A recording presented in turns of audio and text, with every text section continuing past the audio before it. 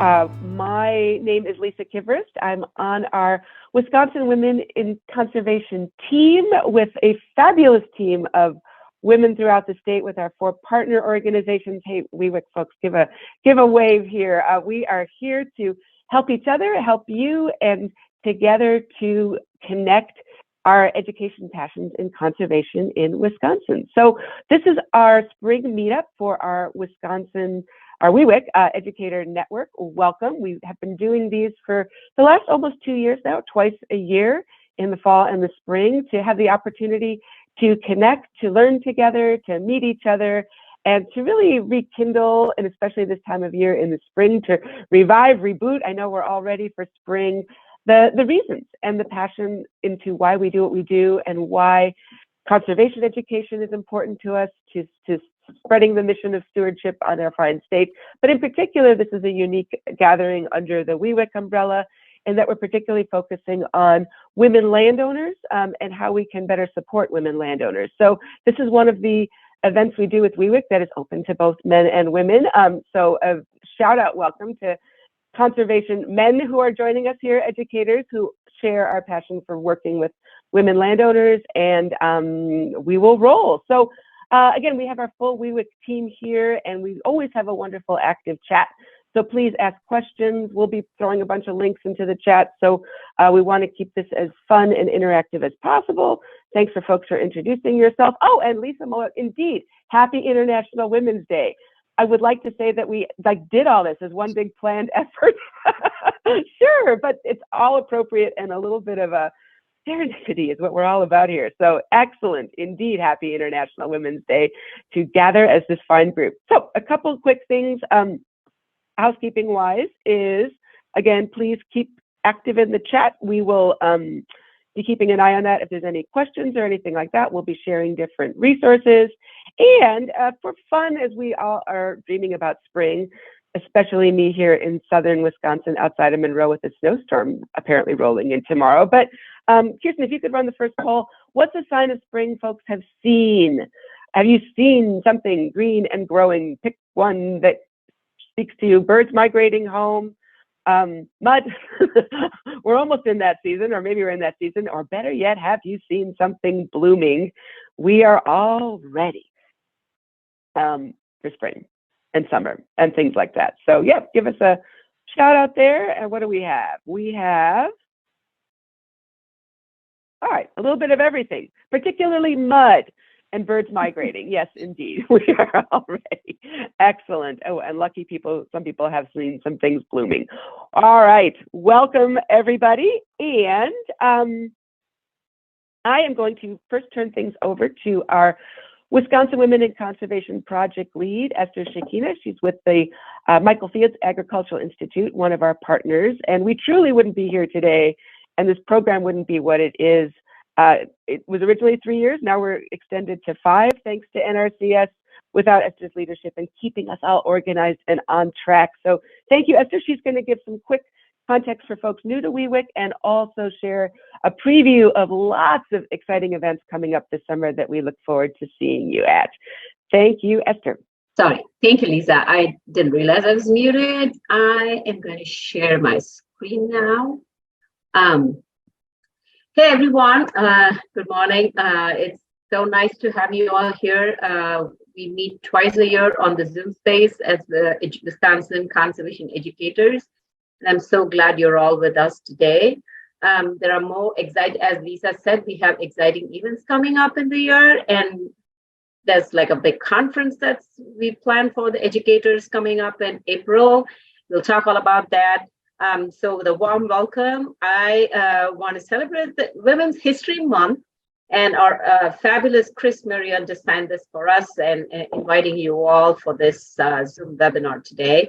As you all know, we are Wisconsin Women in Conservation is basically an effort by 4 partnering organizations: Michael Fields Ag Institute, Marble Seed, Wisconsin Farmers Union, and Renewing the Countryside. And the educators event is mostly headed by our fabulous Lisa Kivrist on our team. She does the big job behind the scenes, working especially for this, bringing the educators together.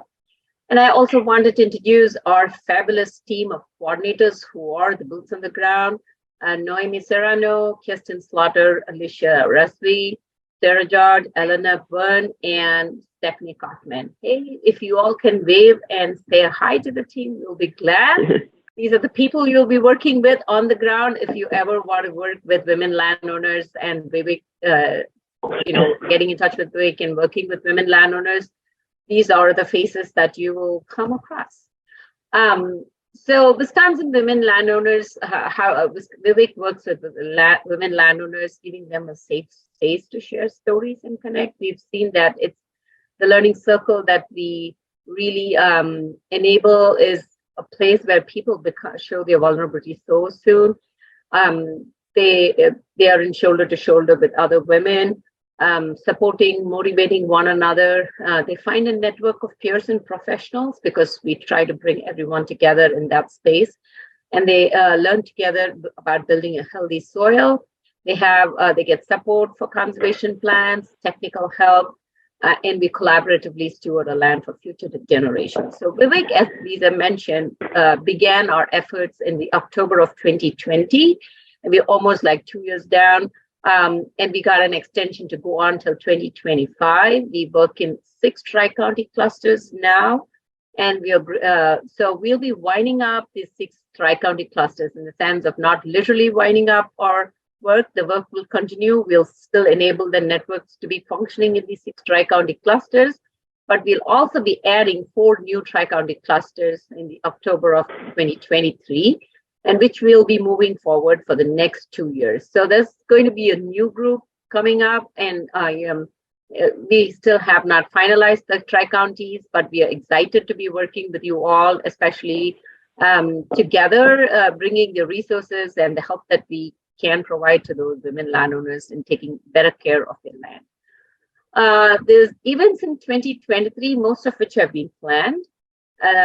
We know the dates and locations. I couldn't list everything here, but there are like the biggest one that's coming up immediately is our Educator conference. That's on April 28th at Stevens Point at Century World. We want all of you to be there.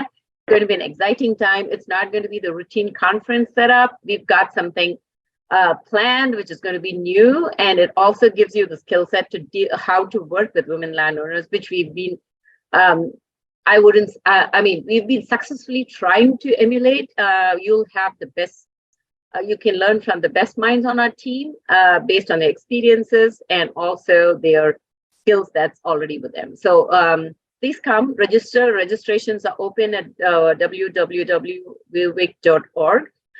It's the early, please register early because we have an early bird entry at $25. It goes up to $35 after 1st of April. So, and space is limited. So, and then we have 6 learning circles in the 6 tri-county clusters. That's in April and May. The field days are coming up in June and July. The fall learning circles, there are 6 of them, again in August and September. The the summer webinars, I'm sorry, we just finished our winter webinars. We do that on the 3rd Thursdays of every month from May to August at noon. And this year it's going to be exciting topics. Please be on the lookout for the topics that we are going to talk about. The lookbook is it's a publication of the women in Wisconsin who were awesome stewards of the land who've done conservation. We're going to portray their stories on a lookbook, and it's so we're working on that, and we will launch that in October. If you want a copy, just be there on the day and join us and the other, as we also celebrate the women landowners themselves. And then we have the Educator Network, one of which is today. The other one will come up in the later part of the year. And then we have 4 networking events for educators. Usually we do it in July as the governor declares the Wisconsin Women in Conservation Week. We do that as happy hours. We try to bring everybody together and connect them to have that thing. I also wanted to bring to your attention that we have the Queen Bee Sessions podcast. So on our website, Chris has been doing great stories about the women. We have 5 podcasts as of now of Wisconsin women landowners and their stories and their dreams and how they made it all happen on their land. So please, if you have time, go back and listen to those podcasts of women landowners in conservation. This is the beautiful place that I was going to try to show you again. This is a place where there's a Century World, and we're looking forward to our conference on the 28th of April. As I said, space is limited. Sign up now. And I will give it back to you, Lisa. Thank you for this time. Excellent. Thank you, Esther. So yeah, a sneak peek on what's happening in April. And that April in-person gathering is really stemming from the great response we've had to these spring and fall meetups in the virtual space to do it in person. But truly, space is limited if we want you there. So grab a spot and take advantage of that discount. And it's going to be an opportunity to do things a bit more creatively, as we women do when we gather, period, but much less when we gather with a shared passion for conservation. So it's not a lot of PowerPoints at the end of the room and squinting. It'll be opportunities to connect and opportunities to get to know each other, share stories, eat well. Rumor has it there's a lot of chocolate involved. I'm just saying. So speaking of getting to know, we wanted to, as we always do at these sessions, have an opportunity to meet each other and connect with a couple other kindred spirited conservation educators. So we're going to do some, first we're going to do some just quick breakouts to meet a couple people and to share in particular your logistics of who you are and what you're up to, but also how did you get started? Why did you know you wanted to be a conservation educator? And that may stretch back for some of us, but it may be new for some of us. And one of the things that I find so inspiring when we gather is all the young women, young people who are in this group, who are at their first jobs, who are committed to careers in conservation. And our number one priority is to keep you in that. So we look forward to connecting. So we'll do that. Then we will focus on our content of the today. And we've been doing two things at these sessions that's really been well received. First off is a conservation educator resource share. That's going to be Becca Burkowski with the Wisconsin Environmental Educators Association, and then a career share of somebody sharing a personal, authentic slice of life in how their career in conservation has evolved. And I'm so excited. Colleen Robinson's going to be joining us, and she has just the most interesting, eclectic, multifaceted career in conservation to share, and plenty of time for asking questions and all that as well. So on that note, Kirsten, if you could get us set up with breakouts, and we'll get the question out to you in the breakouts too. But again, share a little bit about how you got started in conservation. What was your drawing? Was it a person, a mentor, an experience? We'd love to hear. Welcome back, and on to our next sections of our spring meetup. And I am so excited to introduce Becca Burkowski to you all, because she epitomizes what we as women in conservation are all about. Because I only recently met Becca, and I sent her an email like, hey, I got too excited talking about Becca because she epitomizes what we are all about in this movement of, I didn't know her. I sent an email like, hey, I think our organizations could really cross-pollinate. We seem so kindred spirits. And like after a 20-minute conversation with her, she volunteered to come speak today. She's going to be involved there helping with the conference on the 28th of April. We're going to be at her conference in November. She'll share more about. So thank you, Becca. That's truly what we do, is we collaboratively are stronger together, and we always answer those random emails about people. I appreciate it, but thank you so much. And Becca brings a wealth of knowledge and experience to her role. She's Milwaukee-based, has worked for a number of nonprofits and other organizations under the conservation realm. But what I think is really cool about her and her degrees is this combining of globalization and international issues, and how all of these things add up together, and how everything we do has an impact, both on climate change, on refugees. She's worked a lot in Africa and around the world on that. And I just love that bigger picture thinking and how she brings that to the educator realm. So thank you for joining us, Becca. And real quick, we'd love to get a sense of who is in the Zoom room as far as you on your own educator journey. So Kirsten, if we could run the second poll of approximately how many years have you worked in conservation education? Are you a newbie? A special welcome to you if this might be your first job, or you've been at it under a year, about 5 years, seasoned, 10 plus, and then we always have my whole life, which you can interpret however you want. Maybe you were, I don't know, camping with folks back in the day, a Girl Scout, all kinds of things along the way. Welcome, bottom line, but this will help us roll forward to, okay. And as always, we have a diversified group here. 30%, just under, at your first job, you just started. Again, a big sincere welcome to you. And just know that you have this whole group of people here. You have Wisconsin Women in Conservation. You have Wisconsin Women, period, cheering you on and wanting you to keep in conservation. And, we really want you to stay in Wisconsin too, because this is where, like, all the best work is being done. No kidding. So welcome. And then also, we're almost like evenly split, 5 years, 10 years plus. And thank you to that 27% who've been in conservation your whole life, and you still show up for things like this. You are our true inspiration, and thank you. So on that note, I am going to gratefully turn things over to Becca. Thank you. All right. Hi, everyone. I believe my screen is sharing. Okay. So hi, I am Becca Borkowski. I am the Executive Director for the Wisconsin Association for Environmental Education. I met Lisa once, and we decided it would be a great use of our time for me to come and share some resources about our organization, a little bit of information about what we do, and how we work to support conservation educators and environmental educators for the entire state of Wisconsin. So the Wisconsin Association for Environmental Education is a statewide nonprofit. We're currently in our 49th year of operation, so we've been here since the 70s. WAE has a long-standing history of being an environmental education leader in the state of Wisconsin. We have been in the forefront of many decisions, discussions, and movements that have all been centered around expanding capacity for environmental educators in the state of Wisconsin for the last 50 years. So just a little bit about me. That was a great introduction, but I just want to explain a little bit about my passion for the work that we do. I do my bachelor's degree. It's a bachelor's of arts in global security. So I was focusing on how natural resources related to human rights and really what threats we could see in the next 50 years. So I looked at things like how overuse of the Colorado River is devastating farms and ecosystems in Mexico, and what the international laws are around that, and how over purchasing of technological goods in the global north is resulting in resource wars in the global south.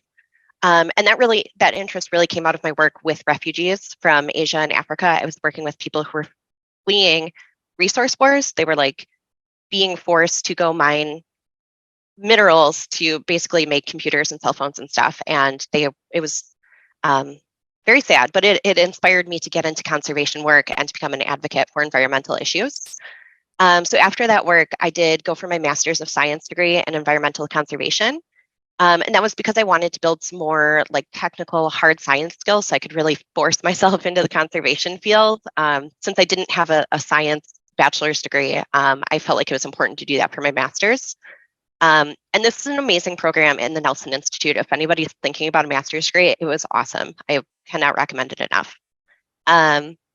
But during this time while I was getting my master's degree, I kind of did any conservation work I could get my hands on, anything that people would give me the opportunity to do. So I interned for the Forest Service for a year doing data collection.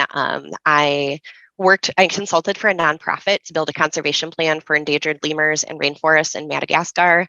I did prescribed burn training with prairie enthusiasts. Anything I could get my hands on, I did.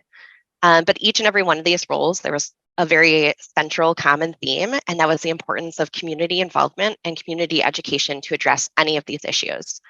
It was really clear that to have meaningful long-term impact in any of these issues, we had to make sure that the community understood why these issues were important and how their individual actions could impact them for the long term.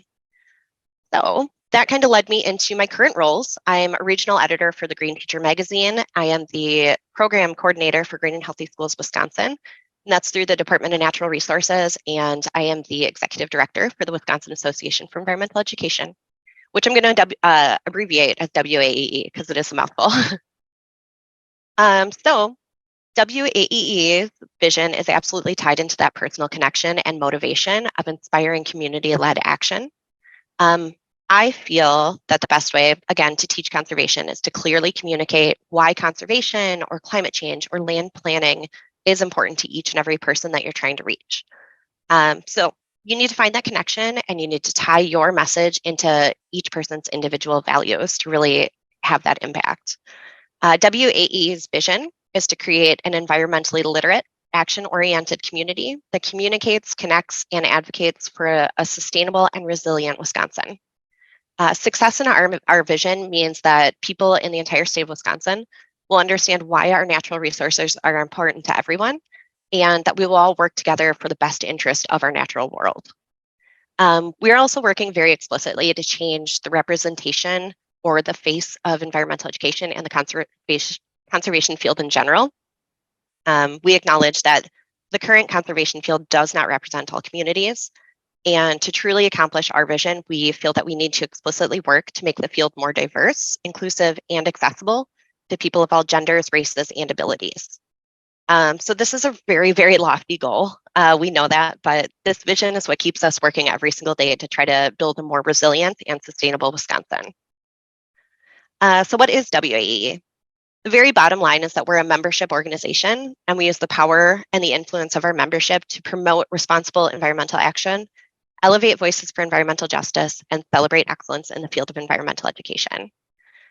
We work within these three pillars here. These frame our work. It's advocacy, networking, and recognition. But we do work outside of these pillars as well. We're working on expanding the work that we do to offer more professional development. And our JEDI committee, the Justice, Equity, Diversity, and Inclusion Committee, is very active in doing events and trainings and creating spaces to have those conversations right now.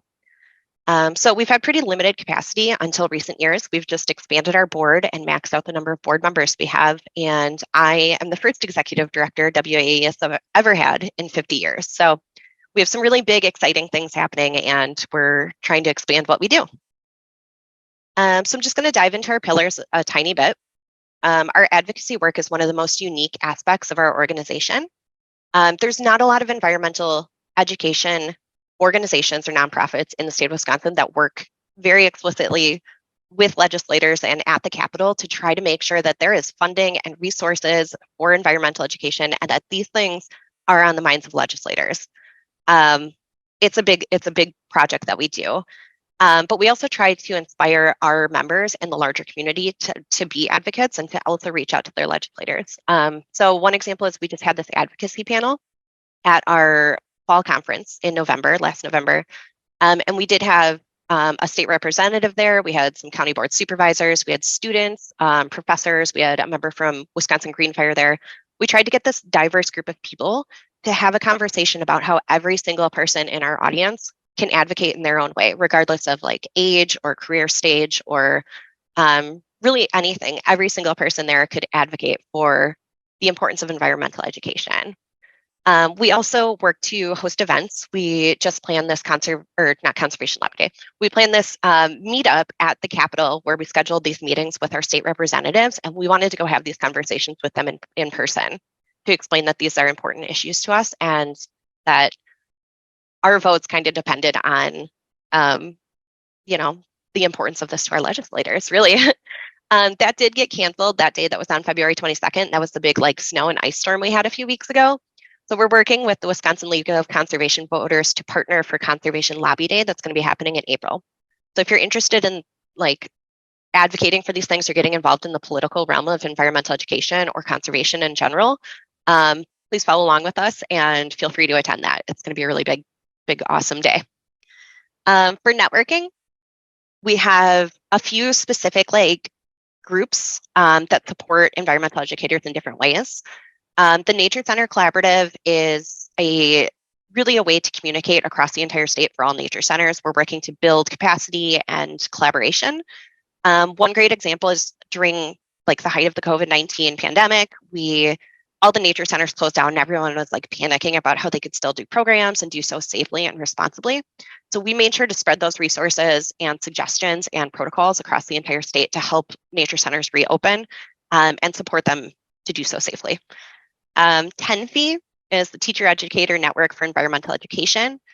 It is a group that is more for people who are early in their career or they're becoming formal educators, like you're going to school to become a trained educator. Even if it's not environmental education specifically, but you're interested in integrating environmental education into the work that you do. This is a great group for early career professionals that support each other and work together to kind of like build that experience in those networks. And then beyond that, we have these larger events that are just general networking things. We have an annual conference every year that has plenty of time built in for social stuff. And we also, the winter workshop is definitely our member favorite. It's a 3-day workshop out in the woods in the middle of Wisconsin, where we just like go snowshoeing and learn how to cook various foods over fires. And it's open to all like families. It's a really fun thing. Yeah, we also host like kayaking events and stuff like that. So if you're interested in like meeting up with other educators in your area or stuff like that, this is a really great way to get to know people in your field. And I'll pause here just to give a little shout out for our upcoming conference. Rather than hosting a WAEE specific conference this year, we have the honor of hosting the Midwest Environmental Education Conference. This event is hosted by Wisconsin, Iowa, Illinois, and Minnesota, and we all rotate hosting it every 2 years. So it's only in Wisconsin once every 8 years. This year, it is our job to host it. It's going to be in La Crosse, right on the Mississippi River, and we have a ton of great social events like hiking the Mississippi, and we have a night reserved at the MyRic for a social evening. But there's going to be really great speakers and presenters from the entire region that are going to be there. So I definitely encourage you to come if you're interested. There might be some virtual components as well if you're not in the area, but there's definitely going to be a huge networking benefit if you're there in person. So definitely recommend. And then recognition is our third pillar. We host a big annual award ceremony every year. It's called the Celebration of Excellence in Environmental Education, and you can see our award categories there. I know some of the names mean nothing if you just see this, but you can learn more about those on our website. These are open to anyone. You don't have to be a member to win or to nominate. So if you know somebody who you think deserves a big award next year, or if you want to nominate yourself, please follow along. We usually open those nomination forms in September, and we usually award them around our annual conference in November. And it's also held in conjunction with the K-12 Energy Education Program and the Wisconsin Department of Public Instruction that awards the U.S. Department of Education Green Ribbon School Award. So there's some like national recognition as well. So it's kind of a big ceremony, big deal. Yeah. Beyond the 3 pillars, like I said, we do work outside of these pillars as well. One example here is we do some great webinars and workshops, and these are generally open to anybody. So this last one that we had, the Funding Your Environmental Education Programs with Camille, she is like a fundraising guru in Wisconsin conservation. She's been doing it for like 15 years, and she has all the tips and tricks. So she shared a bunch of her resources and her personal like spreadsheets she uses, and we do have a recording of that that's going to be available on our website. I think later this week we'll have that uploaded. But we also work specifically with like early career professionals to try to share like interview tips and stuff like that. These are all free and open to anybody. We do have some other webinars later in the year that might have a cost to them, but that depends on if we have to pay the presenter or not. I believe our next webinar coming up is going to be about social media for environmental educators or environmental nonprofits. And that's going to be held by the founder of the BIPOC Birding Club, who is also a professor in digital media at UW-Madison. So that's going to be a really great one if you guys are interested. We also have the JEDI book club. Like I said, that's Justice, Equity, Diversity, and Inclusion. So we rotate books throughout the year. We try to do 4 books a year focused on different like topics of accessibility or inclusion or racial diversity in the conservation field, and try to make space for these conversations and be intentional in having these dialogues. We feel it's really important. These are always free and open to anyone as well. So that's a great little networking thing too. If you're interested in just having these conversations and showing up, those are always on Zoom, free and open to anybody. And then later this summer, we're going to start doing online professional development courses and credentialing.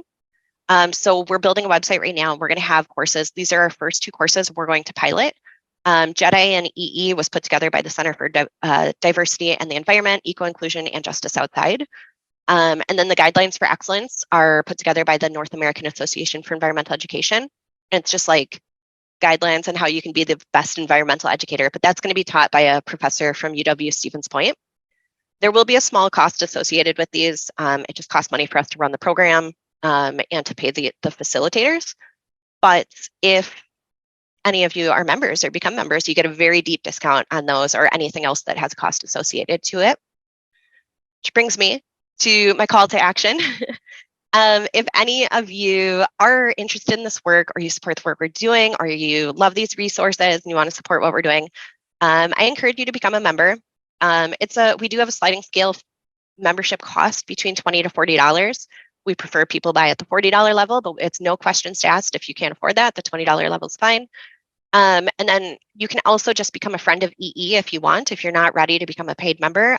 This gets you our newsletter, and it gets you some insider information, like updates about those advocacy events or the webinars and stuff like that. There's also, I saw there's a lot of organizations or like employees on here. If you can convince your organization to pay, we also have some big year-round benefits for organizational members, like being on our website year-round and getting their logo and printed materials and stuff like that. And there's some exclusive discounts. If you do become a member, like I said, you get discounts to the webinar, or not webinars, the online courses, our annual conference, the winter workshop, all that stuff. But we also have these 3 specific things we just started doing. Green Teacher Magazine is an online magazine and resource for teachers. The Outdoor Learning Store sells outdoor education materials, and they're really great. They have a ton of really great inclusive stuff. They also offer a bunch of free webinars like every other week on different things. So if you're interested in going to free webinars, check them out. But what I think would be specifically interesting to this group is the Outdoor ProLink deals. If you're not familiar with what pro deals are, it's basically these big outdoor brands want outdoor educators to be wearing their stuff. So we set all of our members up with a login and an account to this website where they get 30 to 50% off all of these brands. And then sometimes there's super pro deals where you get like 80% off stuff.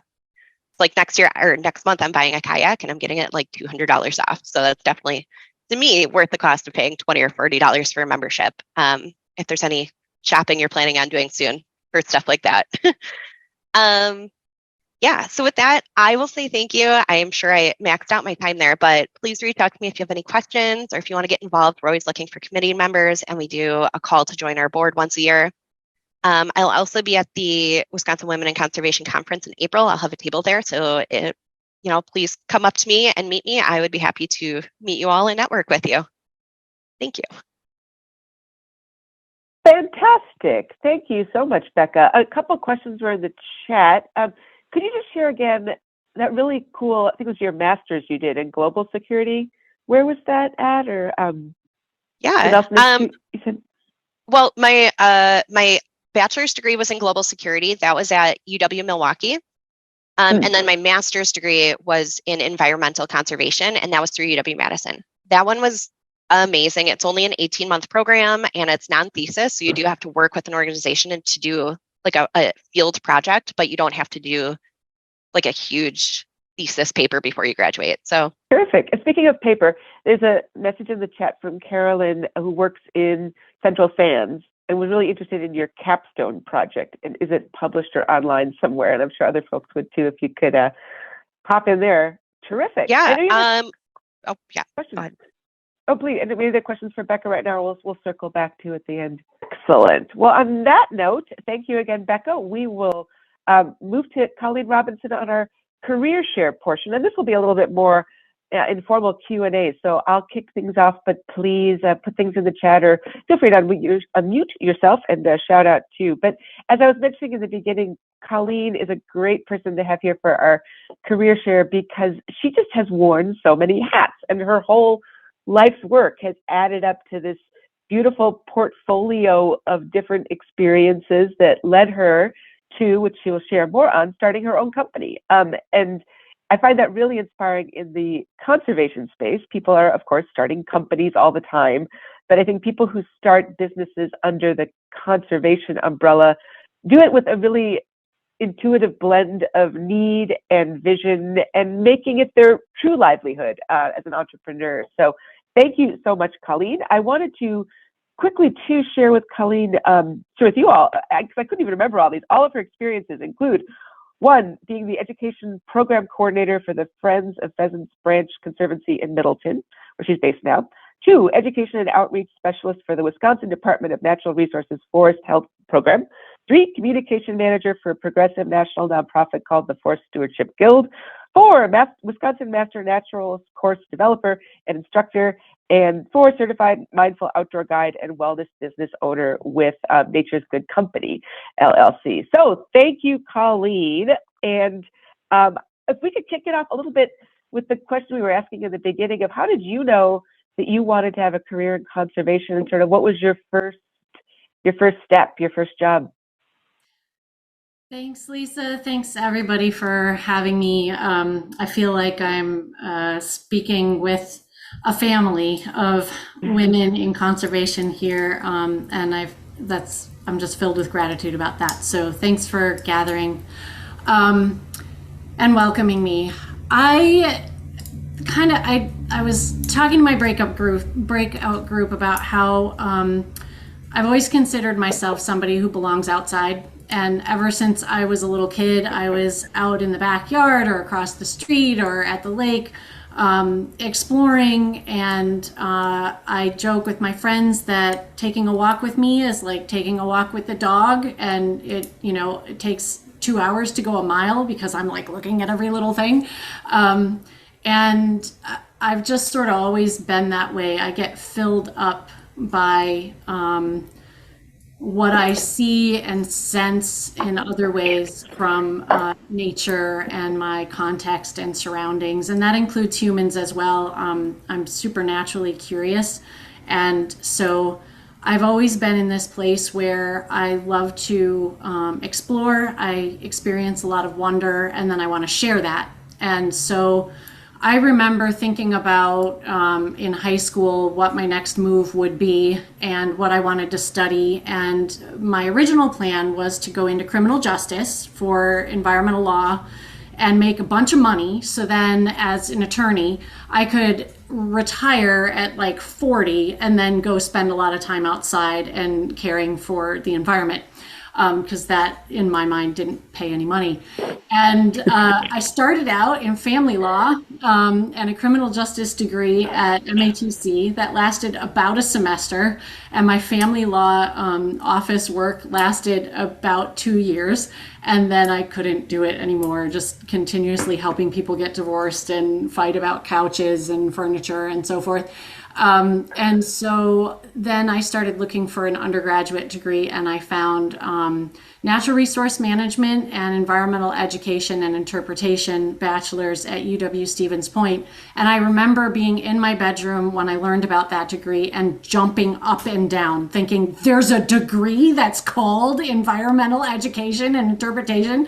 I couldn't believe it. So I applied right away, signed up. And that's my bachelor's degree is environmental ed. I went on for a master's at UW-Madison in the Land Resources Department of the Nelson Institute at the time. And my research was around community garden spaces and how they are different than other parks and public green spaces in cities. And the public tolerance for community gardens and how they look and where they are and so forth. Unfortunately, before I was able to do my thesis defense and all of my synthesis of my research, my father got sick and I never did complete my master's because I was caring for him as guardian for 6 years. My first job was actually me taking on a role to lead a Roots and Shoots program as a student organization at UW-Stevens Point. I got a WAEE grant.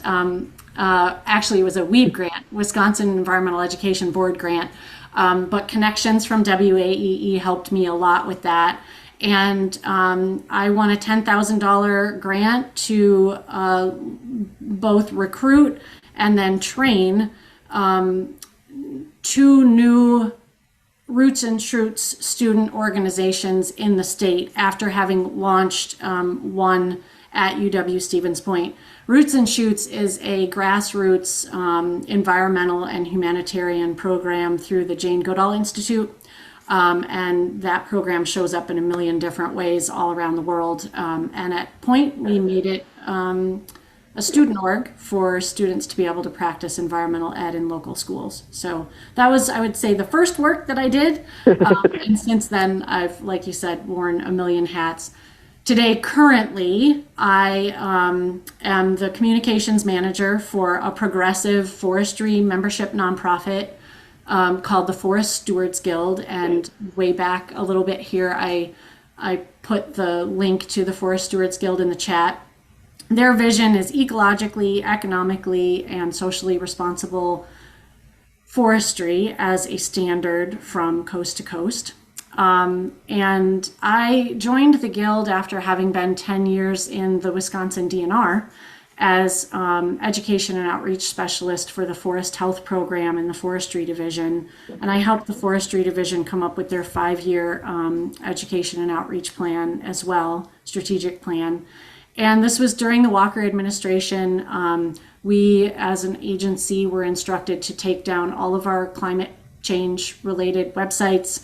As an outreach and education specialist, I was putting entomology and forest health pathology information into terms and programs like not moving firewood and emerald ash borer and oak wilt communications out to the public. And I was finding that what the message was when it came to me for editing and crafting and what it was when it actually got out were not the same message.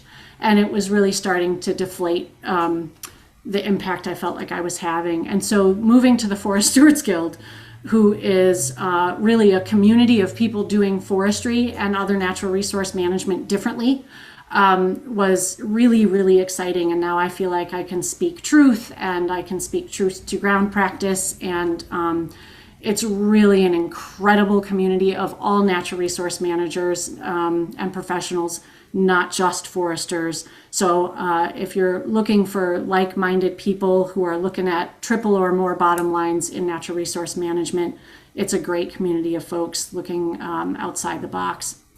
And I am also, as Lisa said, a Wisconsin Master Naturalist Program instructor and coordinator for a conservancy just inside Madison in Middleton. And I launched my own LLC in 2021 called Nature's Good Company. My work there is as a certified mindful outdoor guide. And it's really what I have found was the missing link in all of my career aspirations thus far. So I got my degree in environmental ed. It was very education and objectives driven and scientific. And I worked in communications, in government, and then in nonprofits. I developed education programs for Friends of Pheasant Branch Conservancy and did a lot of work that was making good impact. And I still felt like there was something really, really missing. And I found it in Nature's Good Company. And the best way I can describe it is that I'm all for science, and I'm totally bought into science. And the scientific approach is important, and information is important to be framed in that way. And also, I think there are other ways of knowing that are inherent to who we are as humans, who we've evolved over time in the context of our natural world. We have a kinship with nature that I don't believe gets enough attention or nurturing or credit, both in our environmental education world and in our broader society as a whole. And so my Nature's Good Company work is really coming from a place of helping people reawaken that connection or nurture it in new ways. I work with a lot of people who are already very feeling connected to nature. However, there are all of the pressures around our normal life where a camping trip to go out and connect with nature turns into more of looking like planning and packing and getting everybody's stuff in the car and planning the route and doing all the things and making the schedule. And we get home with a lot to clean up and so forth, and often don't even feel like we had time to relax and rejuvenate and connect. So my work helps both people who don't feel connected at all and pretty isolated from nature, and people who feel already deeply connected kind of either reawaken or re-nurture in new ways around that. And I feel like I have some personal gifts for being able to do that, just my inherent wonder around all humans and non-humans. So it's really filling me up. I'm hoping to fill the world up more with that work. And I'm making a lot of collaborations along the way. So health and wellness aspects of my work are there, but also working with professionals. So one of the programs I've developed is around workplace wellness and more healthy culture for corporations. And also with regard to, so I'm working with a lot of foresters, and there's this sort of long-standing pervasive perspective out there sometimes with some foresters and landowners that there are sort of conflicting agendas around production harvests or wildlife management or whatever. And so I have done some programs for foresters that help, again, retune into why are we here in the first place? Why do we do this work? How can we look at a maple tree and connect with it in a inherent way, in a way from kinship, rather than a way from, okay, I'm a forester, I look at a maple tree and my brain is flooded with information, right, that I know and I'm an expert around, and that's really important. But helping foresters reconnect to these other ways of knowing and these other kinships with that tree or the forest helps to remind us of this language that can be common ground between foresters and landowners that they work with. And I've done the same for newbie and veteran prairie restoration volunteers and so forth as well, because that can be pretty intimidating walking into a situation where these people have done this for 50 years and I don't know anything, but I want to help. So leading in some common ground building connections with what we're working with on the landscape can be really helpful in team building and support as well. Excellent. Well, as I briefly alluded to, you have had so many different hats and experiences, and given that we have a robust group of young people here today who are new on their career, what's a piece of advice you would give for somebody starting out that was once in your shoes? Yeah, thanks. I thought about this, and there's 4 things that come to mind that I'll briefly mention. First of all, find a community. And you're already here, right? Like this is one of them. I would also recommend Women Owning Woodlands. You can find them at womenowningwoodlands.net. This is a national program joining women together. The Forest Stewards Guild, for example, works with a lot of partners to hold women-led and women-centered chainsaw safety and maintenance classes and lots of other things related to woodland management and other types of land management, really by and for women, creating safe spaces to learn. And then also, if you don't know about it already, check out womensforestcongress.org. Again, not just forest-related folks, but a place where people in natural resources fields who identify as female are really coming together to create a foundation of support and listening around the specific skills, the unique skills women have to bring to this field, and that have really not been very well heard historically in a male-dominated part of our career opportunities. I would also recommend researching women who have trailblazed and look to network or become members of organizations that support your values and value your gifts. So for me, one of them was Forest Stewards Guild. One of them is Wisconsin Association for Environmental Ed. One of them is Wisconsin Women in Conservation. So look for these places where specific to your skills and interests and also how you identify in the world can really support you. And then secondly, I'd say find yourself and investigate your own skills and passion with a deep curiosity and honoring. What unique gifts do you have to share? And I would challenge you to explore this without destination or expectation. So, for example, regularly practicing identifying and documenting your gifts can help you voice them when you need to. And I would encourage people to do this from their own voice. So we all know the buzzwords, and we all know the things that are good things to put in a resume and so forth. And I don't necessarily recommend ignoring that, but I also recommend finding out how you would express what you do well, or how you would express what interests you most. And then one thing that I found that was really helpful for me is building strategies to support myself in understanding that. So finding sounding boards. 360 reviews are something that happens in government areas. I don't know if they happen anywhere else, but basically having coworkers, family, or customers or friends give you feedback about how you work, how you listen, how you operate. This can really give you a lot of great feedback about how you're showing up in the world that you may or may not be aware of, and that may or may not be serving you. So I would Google 360 reviews.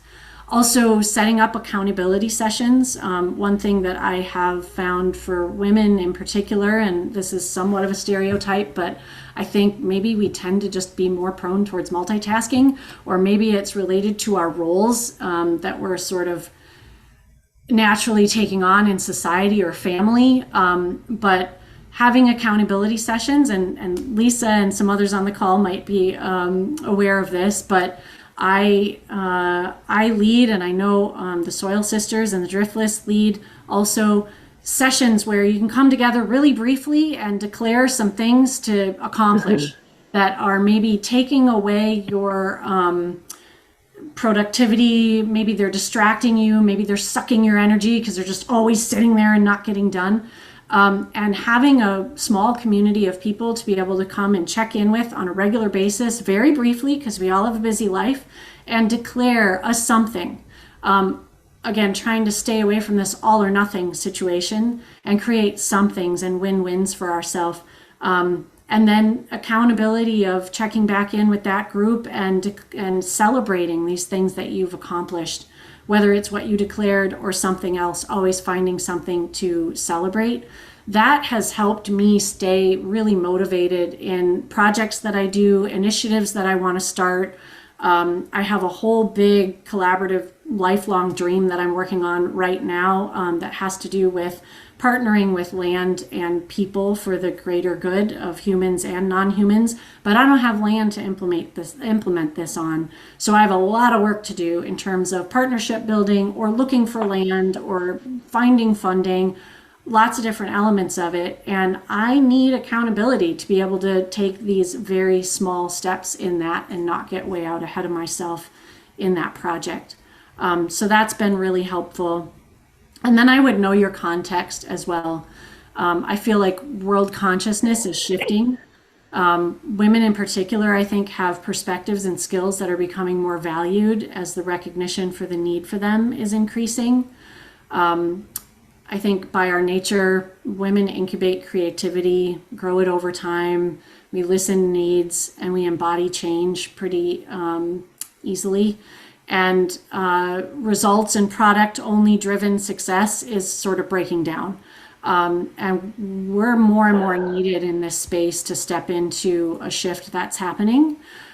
So I would lean into that and look for examples of that, talk to people in the world of sort of shifting consciousness, shifting ways of tending to land, and maybe cooperative ownership, collaborative endeavors, and see what folks are saying out there, because the skills we have might not fall into the typical things that you see in a position description or a lineup of what's valued out there. It could be starting to look pretty different, and maybe something you have within you that you didn't necessarily know was valued before. I've been really exploring that more myself, and it's in the corners and around the edges and stuff. It's harder to find, but I would love to talk more with anybody who wants to kind of dive into what are these not so obvious skills that are becoming more and more needed on the landscape with partnering and conservation. Yeah, it's really interesting conversation that I think we need to keep our attention on. Oh, fantastic. So inspiring.